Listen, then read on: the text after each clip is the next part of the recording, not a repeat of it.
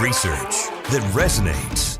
Schweizer has not been wrong on any of his years and years of reporting on the Bidens. Investigations that matter. If your last name wasn't Biden, do you think you would have been asked to be on the board of Burisma? I don't know. Probably not. But that's, I don't think that there's a lot of things that would have happened in my life that if my last name wasn't Biden. The only entities, the only people that would report on this, and Peter Schweizer, who deserves a Medal of Freedom, in my view. This is The Drill Down with Peter Schweizer. Hello and welcome to The Drill Down, where we expose cronyism, corruption, and the abuse of power in Washington, D.C. Peter Schweizer, who normally is the first person whose voice you hear at the beginning of this program, is on the road this week. And so for security purposes, I won't say where he is, but I can tell you that he isn't in Chicago, where the Democratic National Convention is being held inside the United Center, and many people are protesting and being arrested outside of it. So I am merely Eric Eggers, and I'm very excited to be joined by a guest who's going to break down and discuss all the many things that are happening in Chicago this week during the maybe least Democratic National Convention of all time. But I think before we do that, let's just have a bit of history here, because just this week we know 70 people at least last night were arrested as part of this pro-Palestinian demonstration that's occurring. Now, this is very reminiscent of what happened in 1968. That was a little bit before I was born, but some of you are old enough to remember in 1968, this was the last time the Democratic National Convention was held in Chicago. And if you think about some of the parallels, it's actually quite fascinating. In 1968, you had numerous assassinations, like we had one, and at least an assassination attempt this year. You had a president who wasn't running for a re-election and tried controversially to hand their nomination to their vice president without any actual primaries being won by that candidate. And then in 1968 in Chicago, there wasn't violence necessarily outside of the convention hall, but actually inside of the convention hall. You had Chicago's Mayor Richard Daley actually using police officers and other people through a show of force, sometimes with fists, to try to squash any dissent. You had an actual lip readers on the national broadcast saying, hey, I think he just used some profanity and maybe some anti-Semitic slurs. You had television personalities like Dan Rather and Walter Cronkite and Mike Wallace being assaulted or openly critical of the process. That's maybe one difference than what's happening this time around. So it's interesting to kind of compare what's happening in Chicago from 1968 to what's happening in Chicago right now. So we're very excited to have Chicago resident and New York Times best-selling author Carol Roth join us. Now, Carol, you have an illustrious career of tracking, I think, finances. You've written books about how we will not own anything in the future. So I know that you're very optimistic about what's going to happen in the next little bit, but just kind of zoom out. What's your assessment of what's happening in Chicago this week?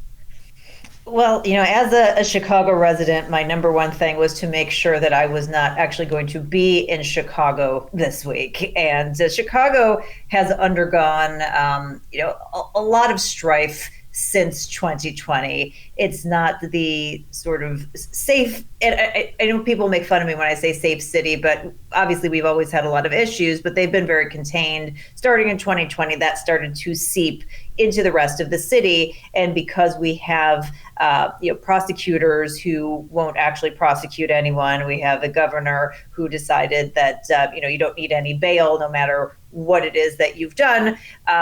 We have emboldened and enabled criminals. And I feel very bad for the Chicago Police Department, which has tried to do many things and have found themselves completely hamstrung time and time again. So we already had a city that had a lot of insanity going on, and then they decided to layer on the DNC. I will say one thing, Eric. It's very nice to see that they actually cleaned up the city for one time. It's very sad that it takes other people coming to town and they don't want to do it for the actual residents, just for appearances, but they actually did go ahead and clean up the city. Well, I have to say, in that case, Chicago is very much like my wife, because we don't clean up unless we're hosting a party, in which case then it becomes suddenly my fault. Now, what's happening in Chicago is not my fault, and I don't think it's yours, but it might be the Democratic Party. And I'm kind of interested because, you're a finance expert, and you understand, you're also an entrepreneur and a small business owner, and so you understand kind of risk and reward. And so my question for you, Carol Roth, is what's happening this week, and by what's happening, I mean the subversion of U.S. democracy and the looming threat to our national financial well-being, that's risky.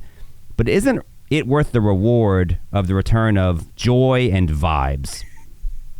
Yes, this was a question I asked on Twitter/X yesterday. I wondered, to the nearest dollar, how much joy it takes to pay for food, to pay for rent, to fill up your car, and was unable to get a really good answer. And that's really the scary part here, is that this is not like other times in our history. We're at a point where we have debt to GDP of 120%.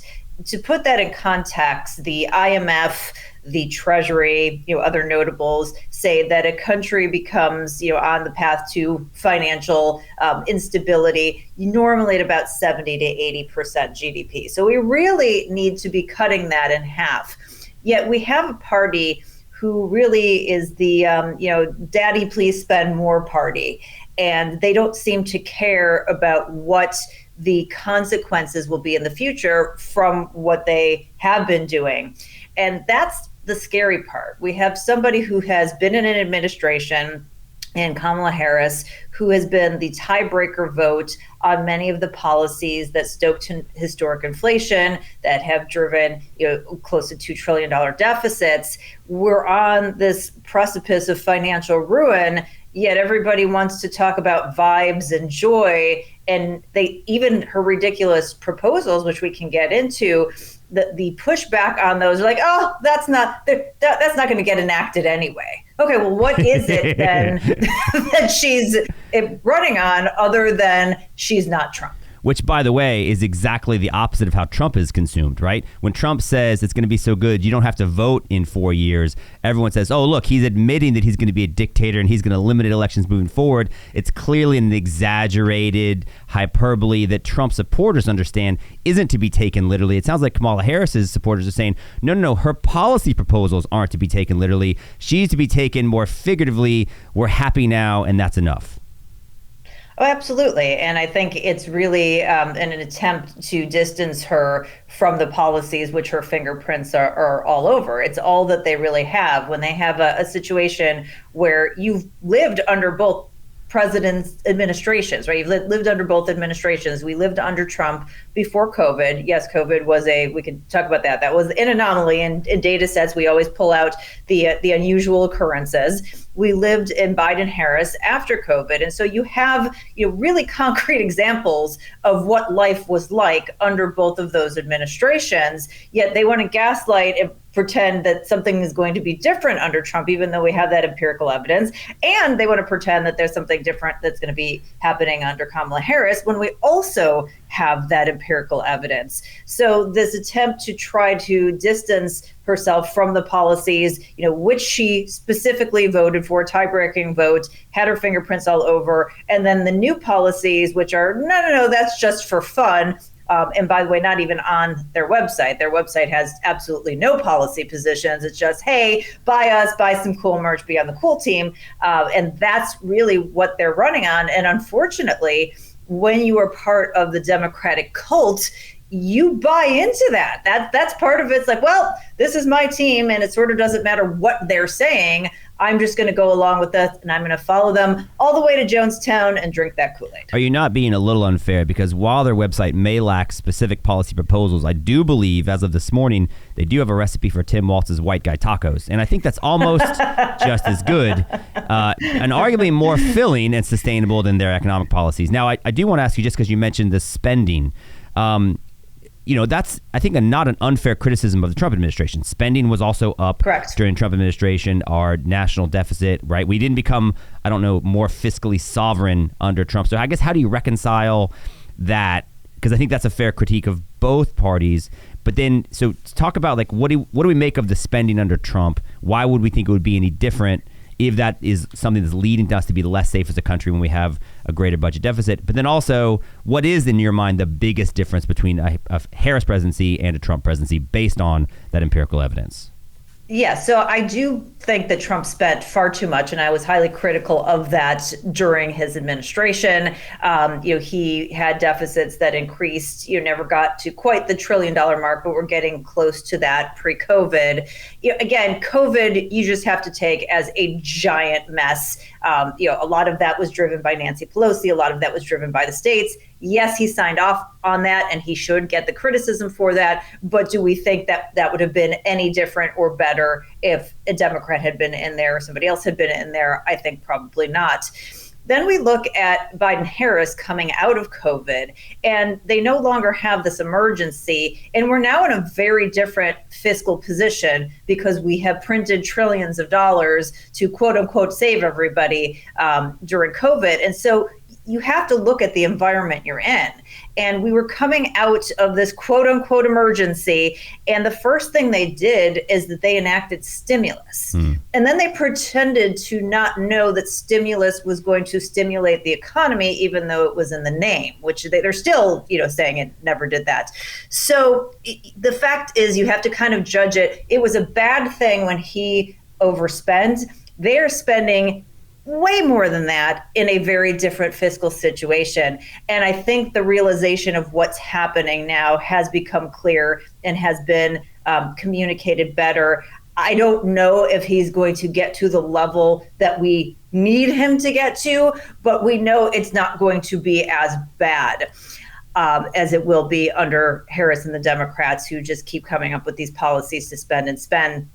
I think from a regulatory standpoint, there's a big difference as well. He had the policy that he removed regulations and laws for every new one that was created. They keep trying to do everything by executive order. So there's a difference there. But I think the biggest difference is that with Trump and some of the people that they have around him, there is a base of economic reality.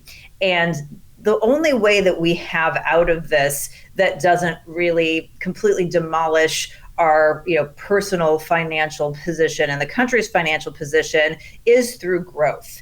And I think that he is the president who understands that we need to have more money back in the private sector. He's the one who's cutting taxes. He's the one who's doing things to unleash that private sector growth, versus the policies of Harris, which is, no, we need to have more government spending, which we know is going to drive even more inflation, is going to worsen our fiscal position, and is going to penalize individuals and not let us grow. I mean, some of them are so backwards. They sound great in theory, but a good intention does not lead to a good outcome. And so I think that's the difference, is do you want a president who is going to rely on the private sector, on free markets, on individual opportunity to create a better outcome? Or do you magically think that the government, who has allocated billions of dollars for EV chargers and has built 8 of them so far, that they're going to be the ones who are really going to move this country forward and into a great fiscal position? Yeah, I can answer that. For me, I'll take the magic, actually, just because it's fun to say.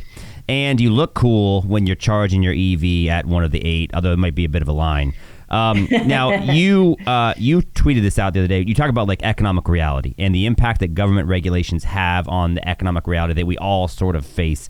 And I do think that's one key difference. Obviously, a lot of prices are up, not the least of which is housing. And you tweeted out the stat that almost a quarter of the price for building new homes, $100,000 worth nearly, is attributable to government regulation. Do you just think that's an example that speaks to the much larger problem, kind of what the stakes would be for the next 4 years? I mean, is that a key difference? The fewer regulations and the less increases in price those regulations would lead to under Trump administration versus the Harris administration?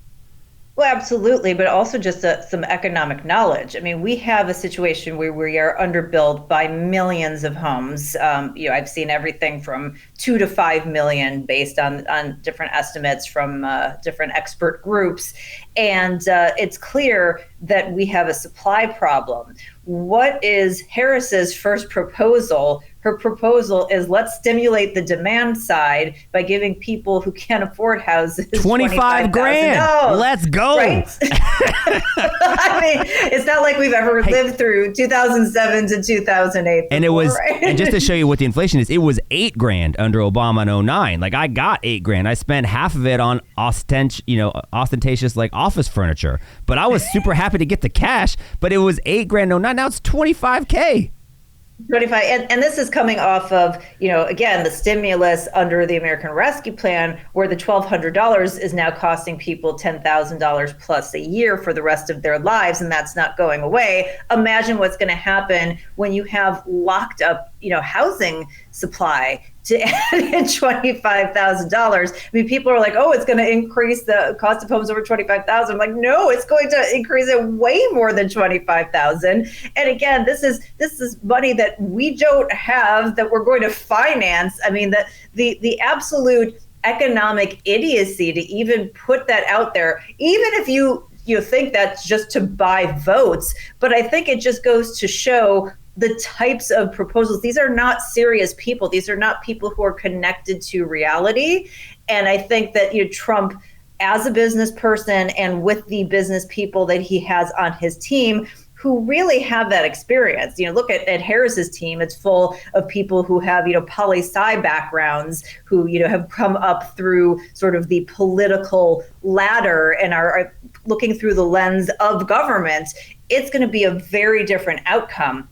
And it would be bad in any point in time, but given where we are fiscally, as well as just our standing on the world stage, we have a scenario where the Biden administration really fully weaponized the dollar when they went and they decided to seize Russia's assets after they invaded Ukraine. And, we have seen this acceleration of central banks getting rid of their treasuries and, basically supplanting that with gold, and a number of very powerful countries that are looking to really lessen the dependence on the dollar, not only as a reserve currency, but as a trade currency, which has allowed the government the quote unquote privilege to do all of these insane things.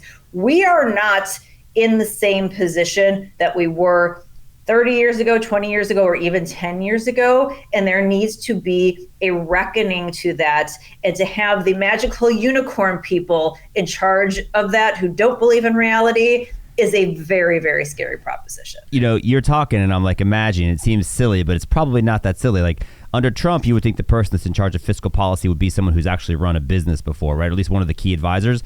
Under Harris, probably one of the key advisors would be somebody who used to get Pete Buttigieg lattes or something. Like that's where these people come from. Well, it's worse. It's worse. I mean, she's got Brian Deese as one of her massive contributors. We know he's been, he was director of National Economic Council under Biden. He was an advisor to Obama. He was a temporary advisor to Clinton. And again, his background is law and political science. It's not business. He's never been, other than, by the way, a stint at BlackRock as head of sustainability investing from 2017 to 2020. He's not somebody who has any sort of tangible experience. And Eric, it brings up another thing that I do think is a huge opportunity for the Trump administration, which I don't think they have really leaned into, and certainly the Democrats haven't leaned into. But the largest constituency, which is completely ignored in this country, is around entrepreneurs. We have more than 33 million small businesses in this country. If you layer on gig and independent work, the numbers are over 70 million at last estimates. So these are people who really have been ignored. They have been crushed by many of these policies. And to lean into lifting up the backbone of our economy not only would deliver incredible outcomes for growth and for personal freedom and personal wealth, but also it's very politically savvy. And we hear about like the unions, right? We saw a union guy show up at the RNC. The couple biggest trade unions have a couple million people versus 33 million small businesses. So the idea that nobody's sort of gone after these smaller independent folks, I think is just greenfield and would make so much of a difference for our country, for individuals and for freedom. Do you feel like somebody should be out there making the point that the Biden administration used the pandemic to crush the backbone of America and somehow like waged a war on small businesses in the process? Well, I wrote a book about that, and thank you for noticing that I basically paraphrased it. Yeah, no, it was very nice. Yeah, no, so I mean, listen, there's backlash on both sides for that, right? Because Trump was president under when this all started, and he was the one that said 15 days to slow the spread. Now, certainly, it was the governors who sort of enacted this and kept it going. But then Biden had an opportunity. The quote unquote emergency was over, right? And he had an opportunity to change things, and he just doubled down with the vaccination requirements, with the continued stimulus, with the inflation, with all of the after impacts. And it was super hard for the small businesses in COVID, and they're having an even worse time now. They should have had, the opportunity to at least recover, and they're just getting beaten down. Lineable, which puts out really good data, had a crazy number. It was something in the 70s. I don't remember if it was 72 or 74%, but like more than 70% of small businesses that they surveyed had less revenue this year in 2024 than they did in 2023. And of them, about half had like half of that, the amount. It was some like crazy thing like that. It's a steep drop off. Huge drop off. Yeah. And so I think coming out, it's great to talk about anti-corporate greed and big business and unions, but somebody's got to stand up here and make the case for small business. And I think that's a missed opportunity. So, I mean, I referenced the title of your book, which I think was an excellent title. I think is an important observation for like just the reality of the economy. But I also think it speaks to a larger issue. I wrote a book in 2018 about election fraud and some of the vulnerabilities our election systems had. And then 2020 came along, and they used the pandemic as a rationale to fundamentally change the way we did lots of things, including cast ballots and elect presidents, right? And so great job, Eric. You gave them the playbook of how to enact fraud during the election. You know what's crazy is I still haven't been paid for that. Like, that's still volunteer on my part. And I love the fact that you're a New York Times bestselling author and I am not. But the point of that is to say, is that I think they use the pandemic as this excuse to kind of like, it's like, okay, we got away with that. And I'm wondering now, just from a big picture perspective, do you think that they use the pandemic as an excuse? They can now, if we got away with that in 2020, we can kind of do anything we want, kind of whenever, if there's enough motivation to do so. And I'm just looking at the fact that they got Joe Biden, they got the most powerful man in the world to step down against his will, and they put in his vice president as his replacement. And then they made my man get up at 11:30 at night the other night when he goes to bed at 4, we were told, and kind of talk about how on board he is with that. I guess just big picture, as an American citizen, as somebody who studies markets and regulation and incentives, has COVID just fundamentally changed lots of different things, including our rationale for following the law? 100%. I mean, that was the trial run. Will people go along with the insanity? And I remember having this discussion with my husband theoretically in February of 2020, as you saw COVID take hold in China, and then I believe it was Italy where it popped up first. And we just had this theoretical conversation. Hey, if this came here, could they even like shut things down for a week or 2 weeks? And we both went, nah, people would never go along with that. But what they did that was so clever is that they actually didn't shut it down for everyone, right? They picked and they chose, I guess is the right word. They picked and they chose. And so if you had political clout and connections, you got to stay open. And if you didn't, you didn't. So people were still getting their food. They were still getting their Amazon deliveries. Many people could work from home in their pajamas, or they, got paid to stay at home. And so there wasn't the same level of outrage. They supported Wall Street. If they didn't support Wall Street, if you shut down the groceries and Amazon, this doesn't last for 2 weeks. We all go back to normalcy very quickly. But because they left those things open and, kind of created this idea that we were all in it together when we absolutely were not, that gave them the playbook that, okay, we've got so much of the masses who are going along with this. And really, I mean, the Tim Walz snitch line, right? The new VP candidate, on the Democratic ticket had a snitch line that if you were out past your curfew, you could call and rat out your neighbors. And people did this. So that said, yes, we can do whatever we want. So when it comes time to say, hey, we're going to kick out the sitting president and put in somebody who did not receive a single primary vote as president, and the previous primary, when she actually was running for president, received very few votes, and then the entire Democratic electorate, except for Black Lives Matter, funny enough, but everybody else was just kind of like, yeah, that's cool.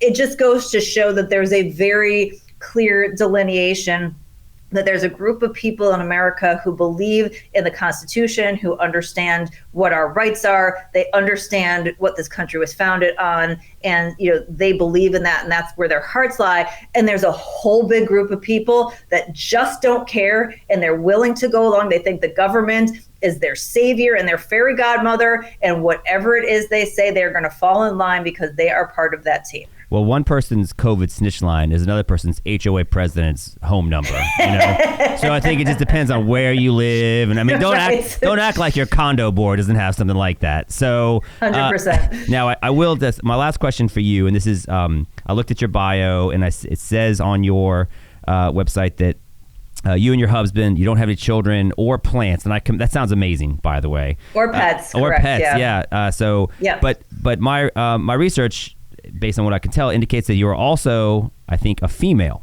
And on some level, it's got to be meaningful. How dare you judge my sexuality and my pronouns? Look, we can edit this out and post if we need to. But on some level, it's got to be kind of meaningful for you to see a female nominee for president. And even the idea of having a female president. I have daughters. I know it's meaningful for them. But then I was just kind of thinking about this. So in 2016, right, Hillary was the nominee for president. But they 100% rigged that bad boy for her over Bernie Sanders. Like, even Elizabeth Warren admitted they did. There was a superdelegate thing. Donna Brazil's feeding her questions. So we have sort of like the rigging for Hillary in 2016. And now we have the rigging for Kamala in 2024. And I guess I'm just wondering, like, as a woman, is it not a little offensive to think like, hey, I want us to have a female representation, but do we have to kind of like rig it every time?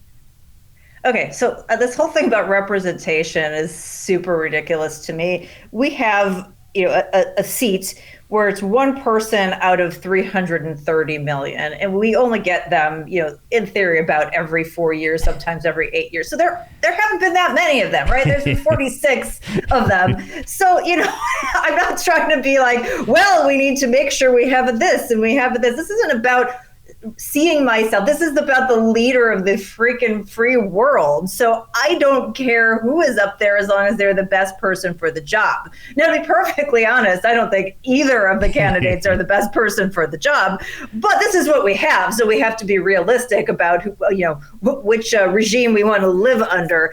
And so, I am a fan of authentic diversity. I do think having different experiences and different perspectives, as long as there's shared common values, are valuable. However, as a woman, as somebody who has been on boards of directors and been, in important positions, the absolute worst thing for me is to have anybody believe that I got there for any reason other than merit. Because if I'm trying to gain consensus, or if I'm trying to make a point, I have absolutely no credibility if somebody thinks that I got there because of some immutable characteristic. I'm an individualist. I'm not a feminist. I believe in people's, their character and their actions, and that's how we should be judging people. And whether or not we were born with a certain set of genitalia or whatever the requirements happen to be this day, you wear lipstick, whatever it is, that is irrelevant when we're talking about things where we need skilled people, we need people of merit, we need people who are going to do a good job. And that doesn't mean you should be lazy. There have been plenty of times when there's been a panel where it's, some guy's 3 best friends, and it's like, come on, dude, you really couldn't find somebody else other than your 3 friends. And I think that's a legitimate criticism. But when we're talking about boards of directors and we're talking about the president of the United States, we need to make sure that the candidates, whatever their backgrounds are, need to be there with merit. And when we're talking about somebody like Kamala Harris, this is somebody that nobody liked until 1 month ago. And now she's the greatest thing since sliced bread. And, there are a lot of us who are very aware of the bait and switch and the fact that we're living in an Orwell novel. It is so Orwellian. It's insane. Like, it literally is. I used to love 1984. I used to love the fact that I knew for a trivia contest that George Orwell's real name is Eric Arthur Blair. And it is insane to see it continue to be just played out in real life. This is not fiction, unfortunately. And as you've noted throughout the first part of this incredible interview, the economic consequences, the impact they will have on lives are all too real. Carol Roth, you are terrific. And I hope you stay safe, whether you're in Chicago or you're hiding somewhere else while whatever's happening in Chicago is happening. If people want to find out more about your number of books and your social media presence, where should they go? So they can sign up for my free newsletter at carolroth.com/news. And I am across social media at Carol J.S. Roth, most active on formerly known as Twitter, now called X, but, kind of pop up in different places, and hope everybody will connect. Yeah, and we'll throw your social media handles on the comments and on the lower third of this broadcast as well. Carol, thank you very much. You're excellent. Thank you for continuing to help point people towards what I think is rightfully called economic reality and common sense, and not this magical unicorn thinking that you're hearing coming out of Chicago this week. We want to thank her. I want to thank all of you. We know your time is valuable, and we know there's lots of different podcasts out there, but thanks to you, you continue to make the Drill Down one of the fastest growing podcasts in the political space. We thank you for all your time, and continue to find us. Leave us positive reviews or comments if you want to, and subscribe to our podcast wherever you get your content. Thanks so much. Till next time.